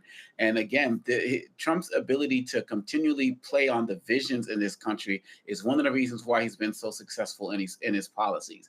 And again, as I said at the beginning of the show, he's doing this. Voluntary deportations, or quote unquote deportations, are happening, where people are going back to places like Honduras and Colombia, some of them taking their U.S. citizen children with them. People, they're actively trying to flee the country so they don't end up in CICOT in El Salvador, while at the same time, because of great replacement theory, he's bringing in white people from South Africa, and who I haven't even been able to verify yet, who are actually farmers in any way, shape, or form. This is what I haven't heard any journalists talk about who these guys are, what they were doing in South Africa, because really, since only like one white farmer has actually been killed and none of their land has been taken, why would any white South African actually leave their land to come here? So that's just a story. But my point is, this is what he's doing to get more Black and brown people out. And the Supreme Court just gave him another opportunity for him to continue to do that. Black folks with a Black Star Network, Black folks, we gotta wake up. We gotta stick up for our brown family members, our Black family members. We're all in the same community. They're not getting rid of people in of the Irish in New York, or people of Irish descent. They're not getting rid of people of German descent in Arizona. Like, they're getting rid of us. And it can stop if we wake up and fight back. Dr. Malveaux, the Supreme Court, once again, I mean, here's the thing. No matter what they said, Trump was going to do what he wanted. He would have figured out some way. But I find it interesting that the Supreme Court did this, in addition to the fact that here we are again. And the point I was going to bring up was what Dr. Dubinga says. Here we are again talking about deporting people or making them more vulnerable, 350,000, yet we are bringing in people from other countries. And when we talk about Venezuela and what it might be seen unsafe, or there might be some economic issue, that is a country where we have honored them. But here we are. What is your take on it? Well, first of all, I wanted to concur fully with Obakongo regarding the South Africa situation. It's absurd. It is beyond absurd. The so-called people are taking their land. Where did they get the land from in the first place? That's all I have to. Where did they get the land from? They took it from Black people. And the Constitution of South Africa is very mild in terms of land repatriation. We have to deal with that. The Supreme Court is the Trump Supreme Court. We know that.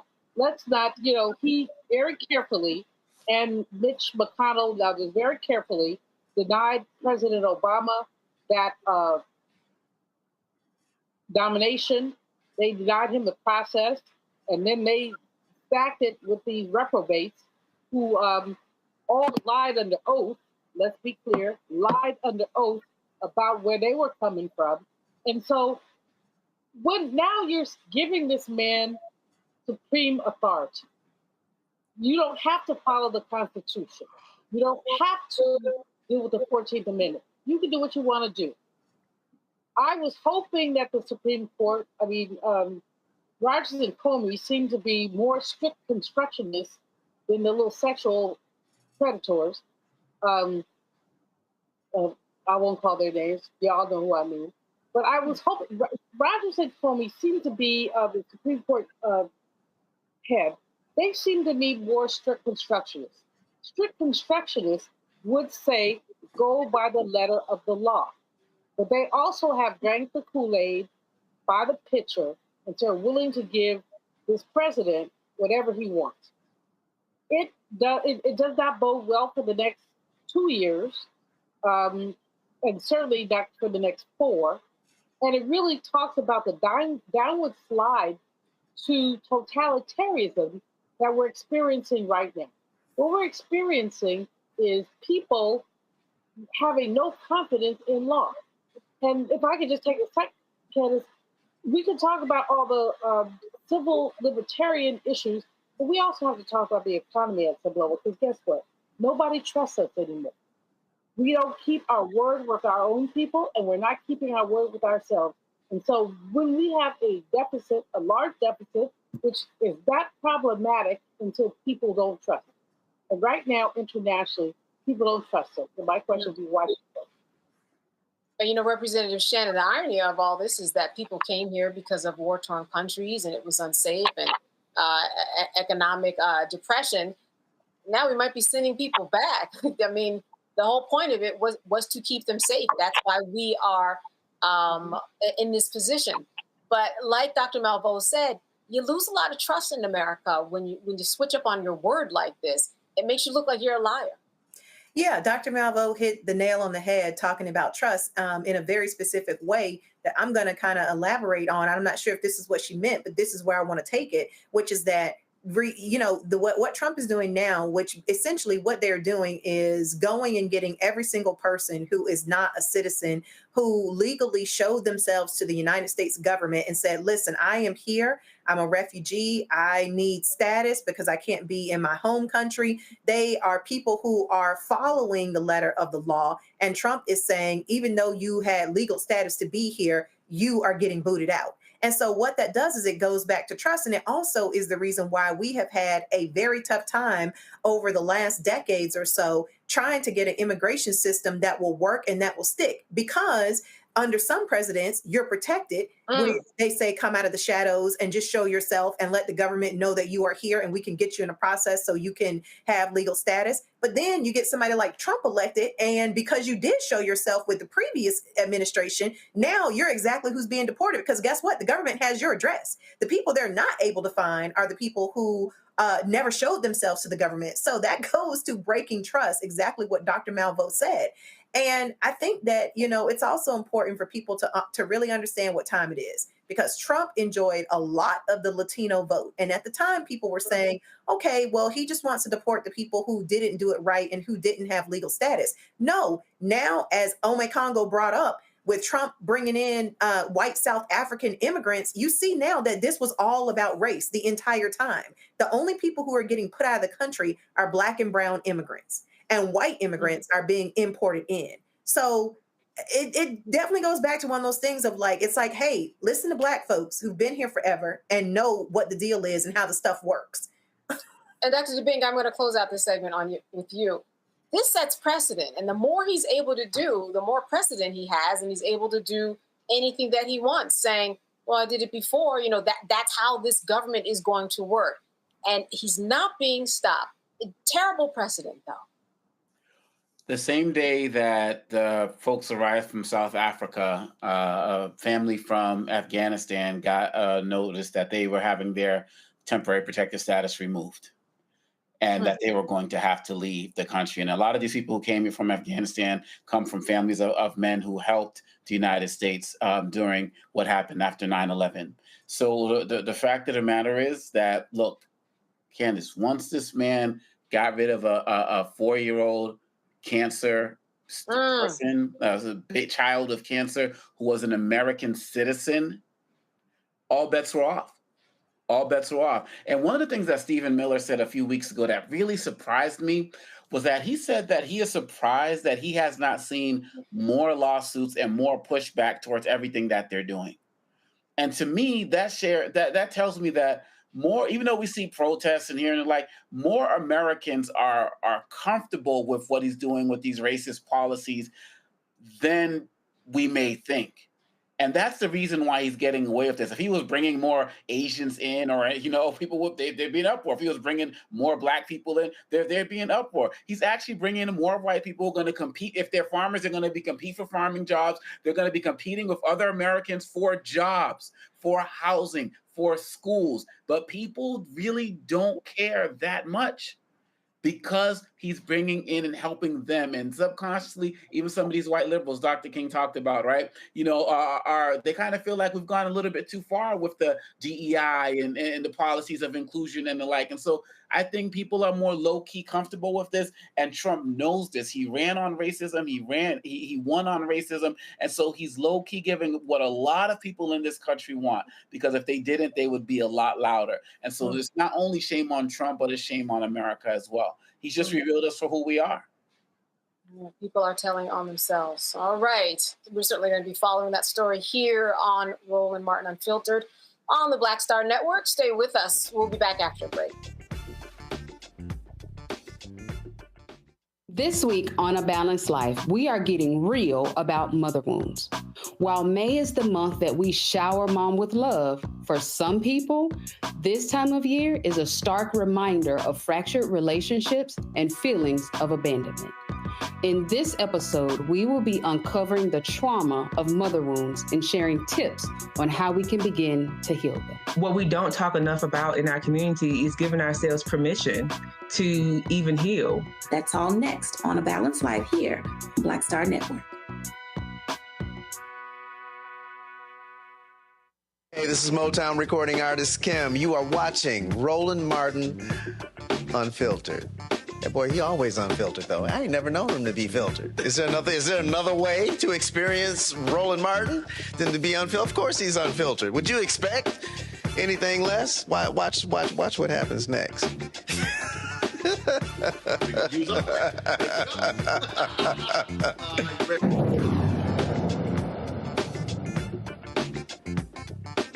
All right. The MAGA-driven Congress is close to cutting much-needed programs like the Supplemental Nutrition Assistance Program, known as SNAP. Ohio Congresswoman Shontel Brown delivered an emotional plea against these proposed cuts, sharing how the program helped her family during challenging times in her childhood.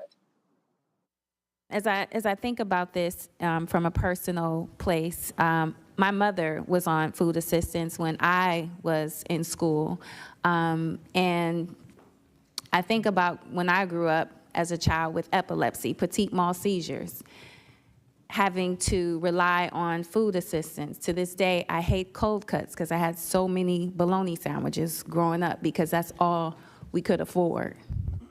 Bologna sandwiches, pancakes for dinner, which I thought was a treat, but later learned that's all we could afford for dinner because we depended on food stamps. I had epilepsy, seizures. My mother was afraid to go to work because she never knew when her daughter could have a seizure. She did not drive. She was on public transportation. That was the assistance that she needed to help us survive. To help us survive. She didn't wake up wanting to be on food stamps. She didn't wake up wanting to have a daughter who had unpredictable medical conditions that prevented her from keeping a regular job. But thank God for those food stamps. Thank God for those pancakes for dinner. Thank God for those syrup sandwiches. Thank God for those toasted cheese sandwiches that we got because we received the cheese to make toasted cheese sandwiches that I grew up on because of food assistance.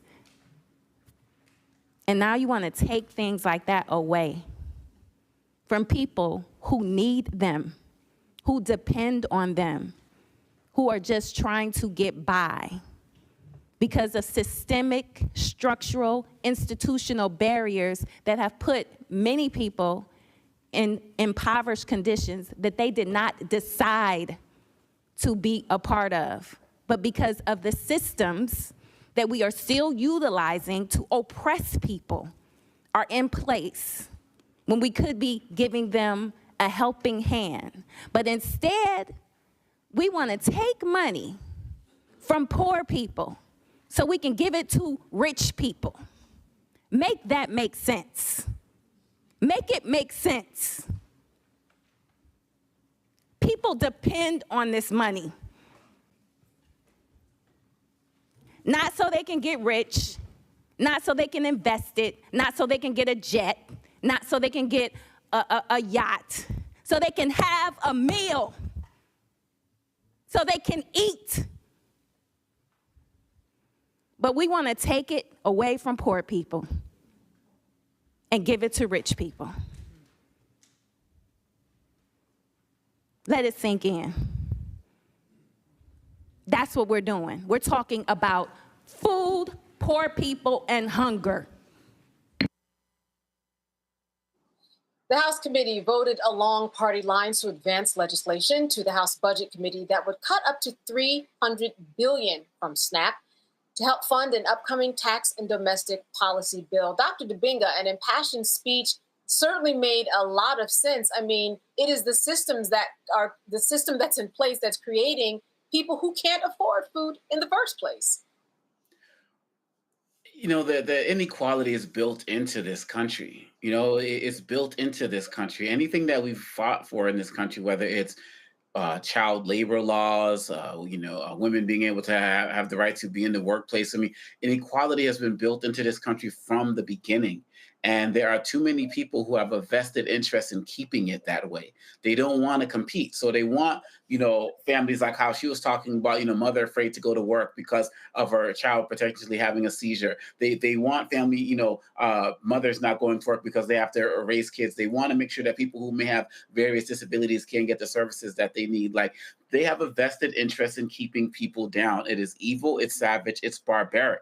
And the sooner people understand this and rally around people like Reverend Barber and the like, we can start to make some change in this society and in this country. But so many people are conditioned to believe that they're just supposed to suffer, that a little more suffering they feel like is not going to hurt them. We need a larger uprising. We need more than the weekend demonstrations that are happening across the country to make people understand this, because we should have enough knowledge of history to not have to hit rock bottom once again before people decide to rise up, because by that time it may be too late as this man continues to consolidate his power. And that's all he's doing right now, is consolidating his power, biding his time right now so that they can make the larger moves with these tax cuts and other things that are going to permanently cripple too many Americans and basically destroy this country for years to come.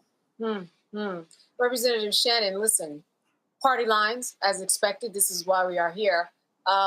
What's your take on this and what could potentially happen? Do you think that people will eventually come around in this? I'm hoping that this bill, although it's a budget, so, in the state of Georgia, the one duty you have as a House member or a senator is to pass a budget. It's like that's the only thing that your actual job is. If you don't do anything else, you do have to pass a budget. At the congressional level, I'm not sure of all of the things that they are required to, by law, to do within their duty. But I'm bringing that up because I'm really hoping that this budget bill does not get cloture in the Senate. I'm hoping that it does not see the light of day in the Senate. And because it's just going to be so disastrous. The SNAP cuts, what I can tell you is that, it really is just taking food out of the mouths of people who literally this is their last leg of being able to sustain themselves. And the really terrible thing about it is that, Republicans always talk about entitlements, which is the wrong thing to be calling these programs, but they make it seem like we spend so much money on social safety nets in this country, and we don't.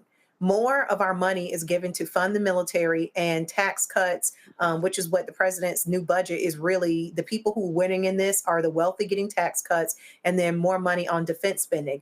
And I really think that it's very short-sighted. They also don't realize how this can be an issue of national security. I think that decisions like this will be the reasons, not the only reason, but it'll be the reasons why we won't win, for example, like this tariff war that Trump is doing with China, because a lot of the countries that you're going up against have a better social safety net. So if something happens to their country, their folks can go a lot longer. They can hold out a lot longer as it results, when you get into things like trade wars and things like this, because they have consistent social safety nets. Here in America, well, you have the freedom to be homeless if you lose your job. You have freedom to die from lack of access to health care if you lose your job. And you have the freedom to, go hungry if, SNAP gets cut. And so it's like the purpose of tax dollars is supposed to be money that is being put into a pot that will add to the betterment of the collective of society. That's the purpose of tax dollars.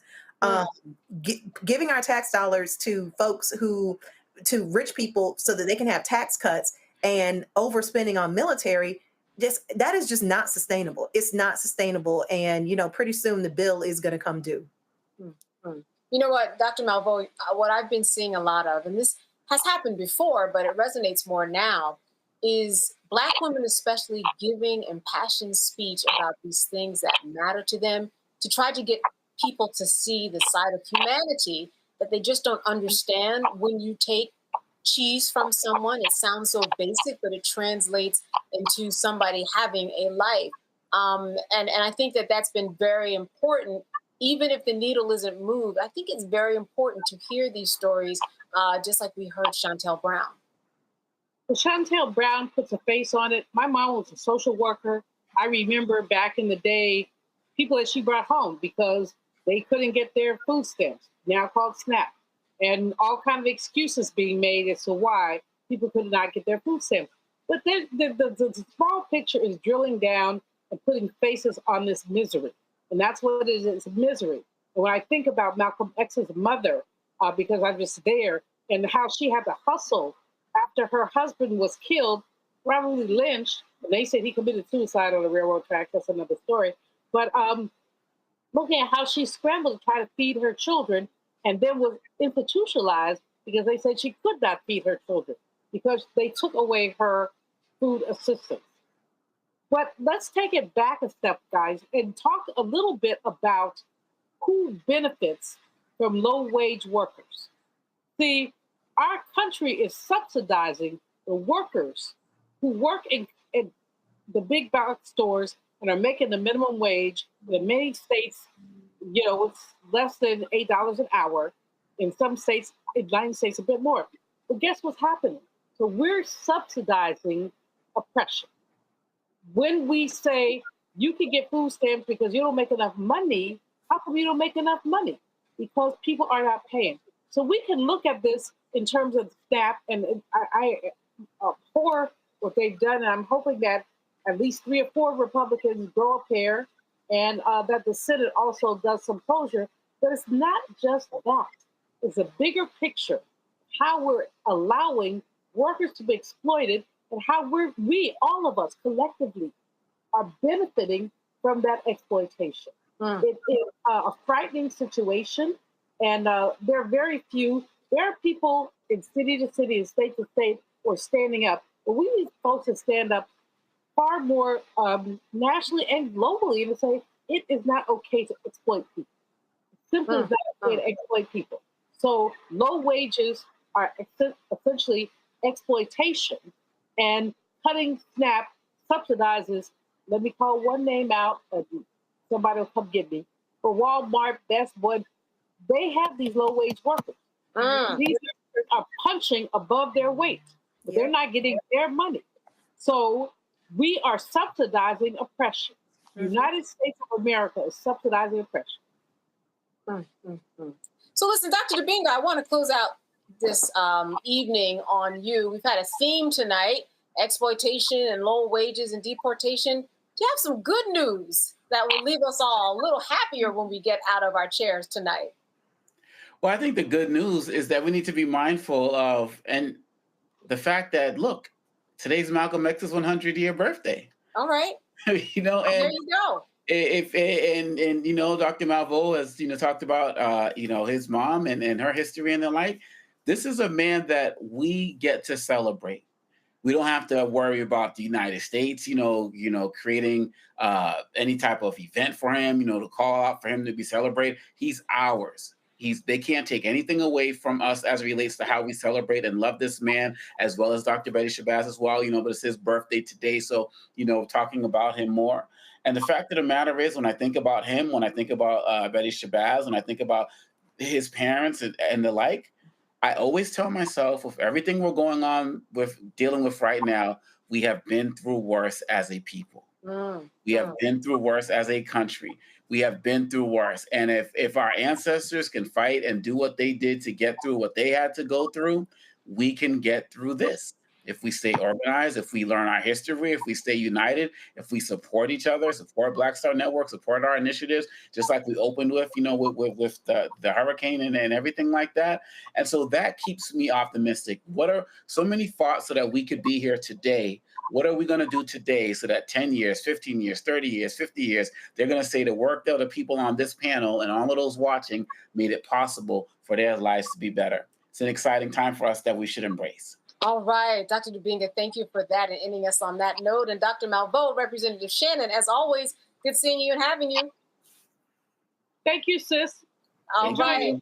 Absolutely. Everybody have a good evening. Folks, thanks for watching. You've been watching Roland Martin Unfiltered live on the Black Star Network. We appreciate you tonight and have a good one. Black Star Network is here. Oh, no punch! I'm real revolutionary right now. Thank you for being the voice of Black America. All momentum we have now, we have to keep this going. The video looks phenomenal. See, there's a difference between Black Star Network and Black-owned media and something like CNN. You can't be Black-owned media and be scared. It's time to be smart. Bring your